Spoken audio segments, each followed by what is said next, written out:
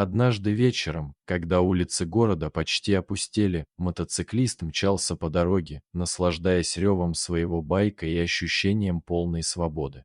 Он чувствовал, как адреналин наполняет его тело, а скорость уносит его в неизвестность. Он был полон уверенности, забывая обо всем, что происходило вокруг, и полностью поглощенный своим движением.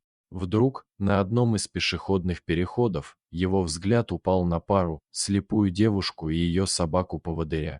Они шли медленно, собака уверенно вела свою хозяйку, будто зная, что ее роль защищать и направлять, а сама девушка спокойно шла, полагаясь на своего верного спутника. Байкер, решив немного подшутить, сбавил скорость и подъехал ближе. Он подумал, что может напугать собаку или развеселить себя, и без всякой причины пнул ее ногой. Он ожидал, что собака отскочит в сторону или испугается, но не этого. Как только он коснулся ее, собака моментально среагировала.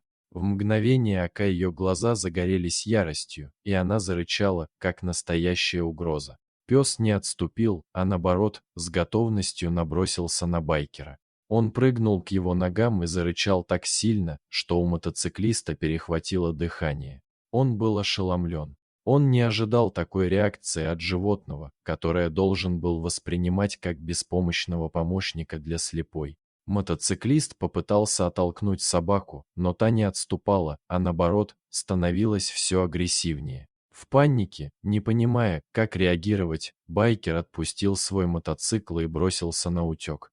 Собака продолжала рычать, пока он не исчез из ее поля зрения, а затем, удовлетворенно успокоившись, вернулась к своей хозяйке. Девушка, не видя произошедшего, лишь крепче жала поводок и продолжила свой путь.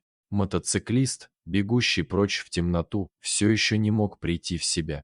Он был в шоке от того, что собака так резко и решительно напала на него. Он думал, что своей крутостью заставит собаку врасплох, но сам оказался в опасной ситуации. Хозяйка улыбнулась своему верному псу, нежно погладила его по голове, ощущая, как его мягкая шерсть успокаивает ее.